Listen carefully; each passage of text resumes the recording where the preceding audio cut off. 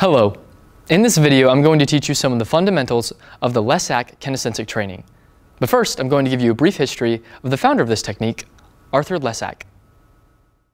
Arthur Lesac was an actor, voice teacher, and speech therapist from the 20th and early 21st century. From early on in his life, he began to explore how the human voice and body function instinctively and naturally.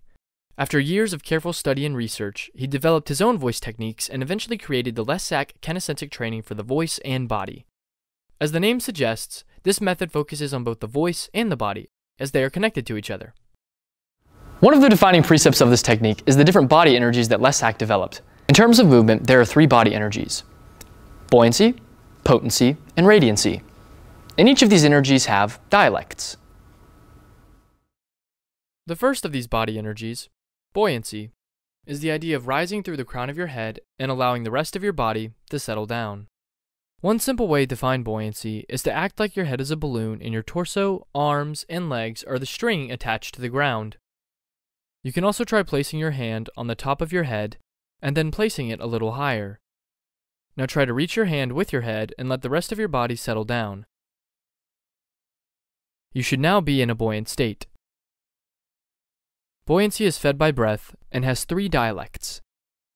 Rising up, you experience this sensation when you inhale. Floating, you experience this sensation in that state between inhaling and exhaling. And settling down, you experience this sensation when you exhale. The second body energy, potency, is the unapologetic taking up of space. To achieve this state, begin by yawning through your arms and legs like you would when you wake up from a deep sleep.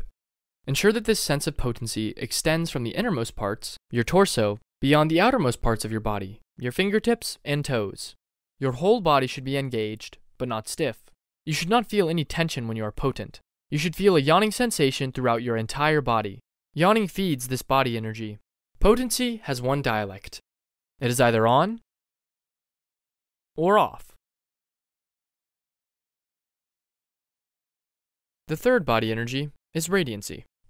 To create radiancy, start by shaking one part of your body, such as your fingertips, and then let it spread to your hands, arms, torso, head, legs, feet, and toes. Radiancy is fed by shaking. It has four dialects: vibratory, small muscle shaking, large muscle shaking, signal alert, predator, prey.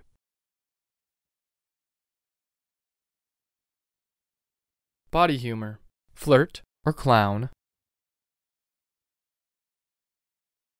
Anticipatory, childlike anticipation. The purpose of these body energies is to help you discover new choices as you explore both monologues and scenes. For example, here's an actor performing a monologue with a leading energy of buoyancy. Tell you what, you say sorry so easy. Like the rough patch just smoothed over, no problem, and everything's fixed. Well, no. There's dark. A massive darkness in the world, and if you get trapped in that cave like us, it beats you down. Sorry can't cut it. At night when I'm too scared to sleep, look through the cracks, between the wood nailed over our window, and I'll look up at all those little stars that I'm too small to reach, and I'll think in 100 years or 200 maybe, boys will be free. And life will just be so beautiful because no one will say sorry ever again. Because no one will have to. I think about that a lot. You could do the same monologue, but this time with a leading energy of potency. Tell you what, you say sorry so easy. Like the rough patch just smoothed over, no problem, everything's fixed. Well, no. There's dark. A massive darkness in the world. If it traps you in that cave, it just beats you down. Sorry can't fix it. Better to say nothing than say sorry. At night, when I'm too scared to sleep, I look through the cracks, between the wood nailed over our window, and I'll look up at all those little stars that I can't reach, and I'll think in 100 years or 200 maybe, boys will be free. And life will be so beautiful because no one will ever say sorry ever again. because no one will have to. I think about that a lot. You could do the same monologue again, but this time with a leading energy of radiancy. Tell you what, you say sorry so easy. Like the rough patch just smoothed over, no problem, everything's fixed. Well, no. There's dark, a massive darkness in the world, and if you get trapped in that cave like us, it beats you down. Better to say nothing than say sorry. Sorry doesn't fix it. At night when I'm too scared to sleep, I look through the cracks, between the wood nailed over our windows. And I'll look up at all those little stars that I can't reach, and I'll think, in 100 years or 200 maybe, boys will be free.